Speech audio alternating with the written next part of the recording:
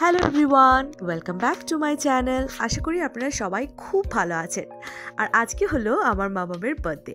Yes, আজকে আমার মা হওয়ার 3 বছর পূর্ণ হলো।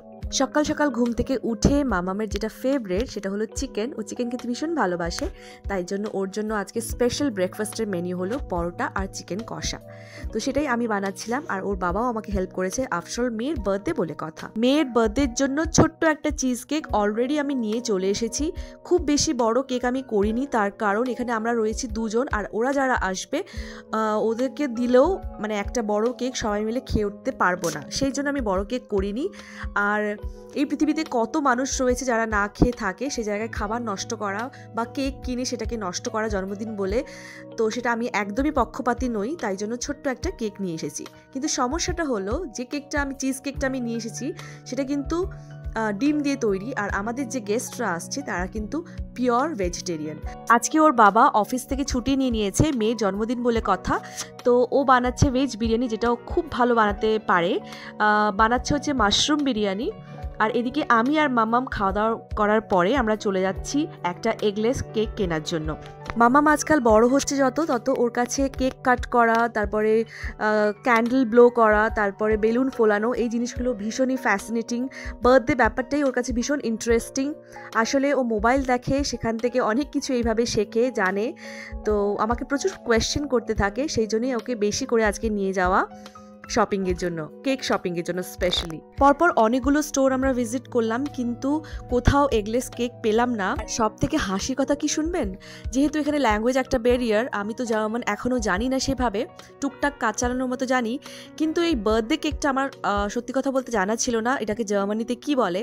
তাই জন্য বার্থডে কেক বোঝাতে আমার সত্যি খুব কষ্ট হয়েছে। ইনফ্যাক্ট এরকমও হয়েছে, আমি বার্থডে যে গানটা হয় সেটা আমি মানে গেয়ে শুনিয়েছি ওদেরকে, just to make them understand কি আমি বার্থডে কেক পারচেস করতে এসেছি। তারপরে তো ওটা পরেরটা তো পরে যে এগলেস হতে হবে ওইটা, তো বার্থডে কেকটাই বোঝাতে আমার খুব কষ্ট হয়েছে। তারপরে এগলেসটা তো বোঝাতে আরোই কষ্ট হয়েছে। যাই হোক, এই চ্যালেঞ্জটা আজকে আমি ফেস করেছি। তো ফাইনালি কোথাও না পেয়ে বাড়ি চলে এসেছি মনের দুঃখে। যাই হোক, আমরা এখন বাড়িতে চলে এসেছি, খাওয়া দাওয়া হয়ে গেছে, আমাদের দুপুরের লাঞ্চ দিতে পারবো না। আবারও বিরিয়ানি বানানো হয়ে গেছে, এখন আমরা ডেকোরেশন করব, আর কিছুক্ষণের মধ্যেই আমাদের গেস্টরা সবাই চলে আসবে। বাবাও আমাদেরকে হেল্প করছে বেলুন ফুলিয়ে, অনেকগুলো বেলুন ছিল তাই। আর মামাম খুব এক্সাইটেড, খুব মজা করছে, ও এদিক ওদিক ঘুরে বেড়াচ্ছে। আর সব থেকে বড় কথা, ও হচ্ছে ওর যে বার্থডে ড্রেস আছে সেই বাটারফ্লাই ড্রেস সেটা পরে নিয়েছে অলরেডি। এখনও 1 ঘন্টা বাকি, কিন্তু ও রেডি হতে শুরু করেছে। অবভিয়াসলি আমিও রেডি হচ্ছি। আর ওদিকে মামামকে আমি একটা এই ড্রেসটা, ওর বার্থডে ড্রেস, ওইটা পরিয়ে দিয়েছি ওকে। একটা ক্রাউন পরিয়েছি, হাতে একটা ব্রেসলেট, আর ওর ইউনিকর্ন ওয়াচ যেটা ওকে বার্থডেতে পাপা মামাম গিফট করেছে ওর, তো সেটা ওকে পরিয়ে দিয়েছি। আর ওদিকে গলায় একটা হার পরিয়ে দিয়েছি। তো এই ছিল ওর আজকে dress up for the event. Almost আমাদের সাজানো শেষ, আমাদের গেস্টরাও চলে এসেছে। তো মাম্মাম একটা স্যাশেও পরিয়ে দিয়েছে ওকে, সুন্দর করে একটা লাইটও লাগিয়ে দিয়েছে ওর বাবা। আর এই হচ্ছে ফাইনাল লুক খানিকটা। আর প্রচুর গিফটসের মাঝখানে মাম্মাম বসে রয়েছে। আর এই হ্যাপি বার্থডে যে ব্যানারটা রয়েছে সেটা আমি অলরেডি সুতো ঢুকিয়ে রেডি করে দিয়েছি, ওর বাবা জাস্ট ওটাকে ঝুলিয়ে দেবে। সো এই ছিল মাম্মামের বার্থডে ডেকোরেশন ব্লগ।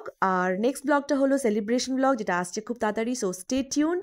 আর আমাদের এই ব্লগগুলো যদি ভালো লাগছে তাহলে অবশ্যই লাইক করবেন, শেয়ার করবেন অ্যান্ড সাবস্ক্রাইব করতে ভুলবেন না। টাটা।